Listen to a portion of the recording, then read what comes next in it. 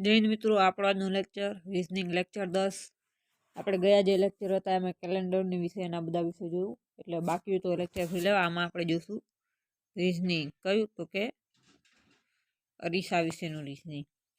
કે અંદર આપણે એવા પ્રશ્નો પૂછાય અમુક કે અંદર આપણને અક્ષર અમુક આપેલા હોય ABCDના, કે પછી કોઈ પણ નામ લખેલું હોય તો ભાઈ અરીસામાં કેવી રીતે દેખાય. આ જે નિશાની છે આ અરીસાની નિશાની છે, લખેલું હોય કે નીચેના અક્ષર અરીસામાં કેવી રીતે દેખાય. તો હવે આ જે અક્ષરનું અરીસા વિશે આપેલું રીઝનિંગ આપણે અરીસાનું, તો એમાં આપણે પહેલા એનું મેઇન જે છે સમજવાનું કે આપણે કોઈ પણ શબ્દ હોય એ અરીસામાં લખીએ એટલે કેવું થાય. તો જો આપણે આમાં જોશું કેવું, જો એક યાદ રાખવાનું કે કોઈ પણ શબ્દ આપણને કે અરીસામાં કેવો દેખાય, તો શું કરવાનું, જે આપણને શબ્દ આપેલો હોય એને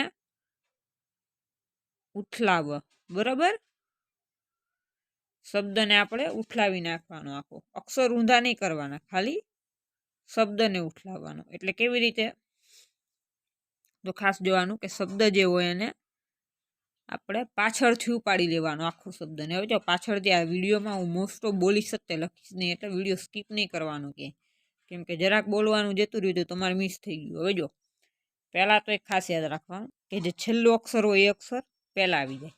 બરાબર, એટલે આપણે છેલ્લેથી અક્ષર લેતા જવાનું. હવે આ જુઓ, પહેલાં કયો છે? ડી છે. હવે ડીને આપણે આમ ઉઠલાઈ નાખવાનું. એટલે શું કે આ ડી છે આ રીતે છે, તો એને આપણે આમ આ બાજુ ફેરવી નાખવાનું. એટલે એનું જે મોઢું છે એ આ બાજુ લઈ લેવાનું. એટલે ડીનું કેમ થાય, આ પાછળ આવી ગયું, આ ડી થયો. બરાબર,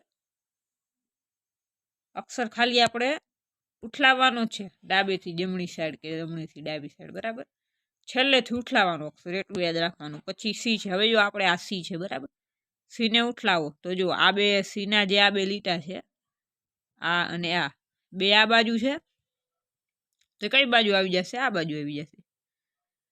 બરાબર, આ સી થયો, સીમાં ખબર પડી. હવે બી છે, બીને ઉઠલાવો. બરોબર, આ બી આમ છે, આ ઉઠલાવો. આ સીધું લીટું હોય ને તો એમનું એમ જ રહે, જો આ એમનું એમ જ રહે. હવે આ શું છે? આ બાજુ છે, ઉઠલાવું એટલે આ કઈ બાજુ આવી જાય? બે આ બાજુ. અક્ષર ઊંધો સીધો નહીં, ખાલી ઉઠલાવાનું. અક્ષર ઊંધો સીધો નહીં થાય, ખાલી આમ ઉઠલાવાનો, ડાબી જમણી સાઈડ ફરશે. ખાલી અક્ષરને ફેરવવાનો આપણે ડાબી સાઈડ કે જમણી સાઈડ, ઊંધો સીધો નહીં કરવાનો. હવે છે એ, જો આ એ, તો એને ઉઠલાવો. હવે આ એમાં જુઓ, આ લાઈન આ રાખો એમની એમ. બરાબર, આ લાઈન આ બાજુ લઈ લો. આ એ છે ને, તમે આમ ફેરવશો ને એટલે એમનો એમ જ થશે ઊંધો. આમ જો અક્ષર આપણે ફેરવ્યા કહેવાય, પણ ઊંધો કરવાનું કે તો જ પછી ઊંધું થઈ જાય. આ એ ઊંધો આમ થાય, પણ ઊંધા નથી કરવાના આપણે, અક્ષર સીધા જ રાખવાના, પણ ખાલી ઉલટાવાના. આ એક સમજાણું. જો આ ABCD છે ને આવી રીતે દેખાય દિશામાં. કેવી રીતે ખબર પડી કે આપણે અક્ષર ખાલી આમ ઉથલાવવાના, ખાલી બીજું કાંઈ નહીં કરવાનું. છેલ્લો અક્ષર હોય એ પહેલાં આવે, એ ખાસ યાદ રાખવાનું, કોઈ પણ સ્પેલિંગ આપેલું હોય. તો આપણે હજુ એકાદું એક્ઝામ્પલ જોશું.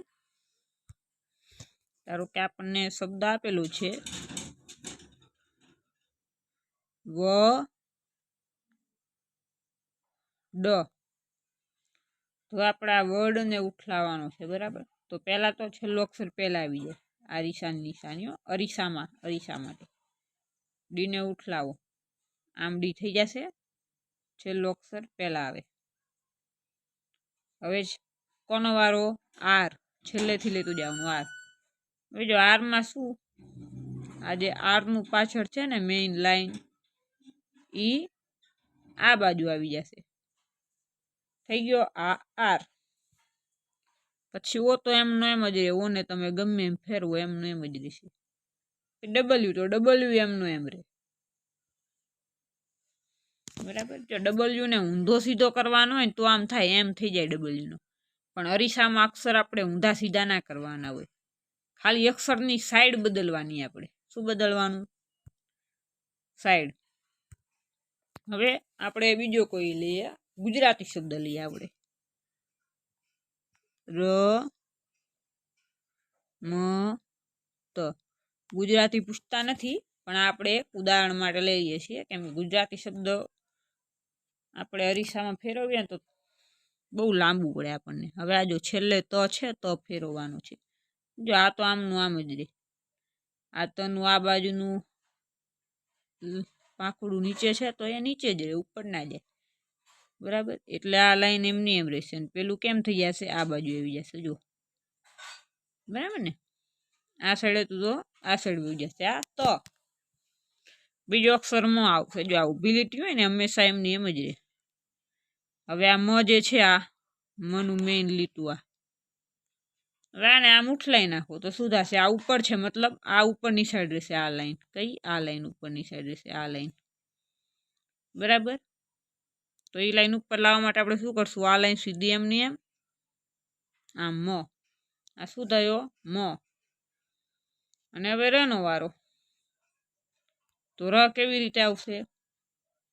જો ર આ ગુજરાતી અક્ષરમાં આ વાંધો પડે, આપણે અક્ષર લખીને એમાં. ચલો તો હવે આપણે ર લખશું. ર તો ર આપણે કઈ રીતે આવશે?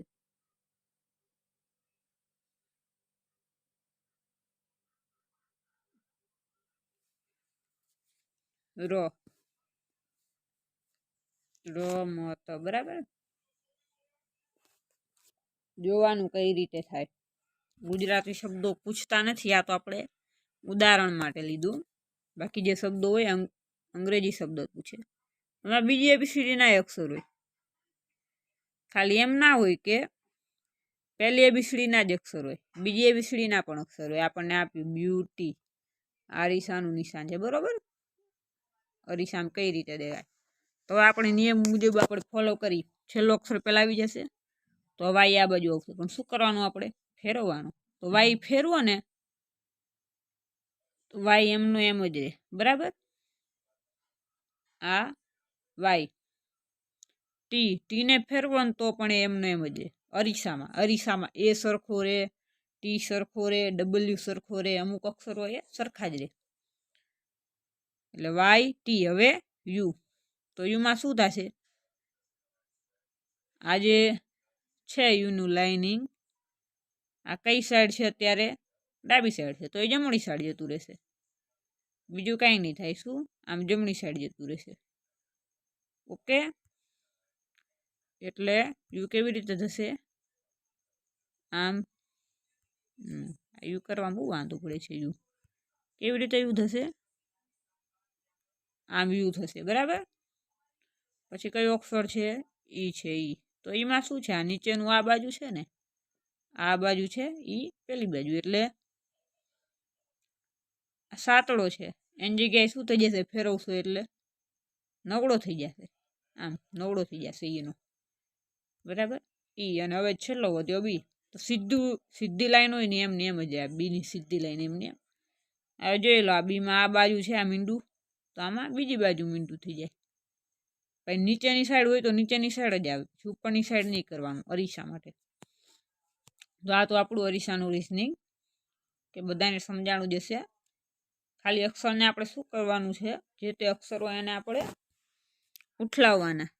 અને અક્ષર કેવી રીતે? જમણીથી ડાબી સાઈડ, રાઈટ ટુ લેફ્ટ, અથવા લેફ્ટ ટુ રાઈટ. રાઈટ હોય લેફ્ટ કરો, લેફ્ટ હોય રાઈટ કરો. અને ક્યાંથી ઉઠલાવાય?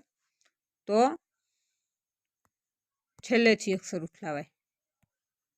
બરાબર, આ તો આપણું અરીસાનું રીઝનિંગ. નેક્સ્ટમાં આપણે પાણીનું જોશું. પાણીનું અરીસાને મળે જ છે, પણ પાણીનું થોડું ઘણું અલગ આવશે. તો એ પણ જોશું કે કોઈ અક્ષર પાણીમાં કેવી રીતે દેખાય. આપણે ઈશા માટે હતું, અક્ષર અરીસામાં કેવી રીતે દેખાય. વિડીયો ગમતો હોય લાઈક કરો, શેર કરો, સબસ્ક્રાઈબ કરો. અને આપણે વિડીયોમાં લખીએ છીએ ઓછું, બોલીએ છીએ વધારે, એટલે ક્યાંય સ્કીપ ન કરવો. કેમ કે સ્કીપ કરવામાં બોલવાનું ઘણું સ્કીપ થઈ જશે. લખવાનું તમે જોઈ શકો, બોલવાનું નહીં જોઈ શકો. ઓકે, જય હિન્દ.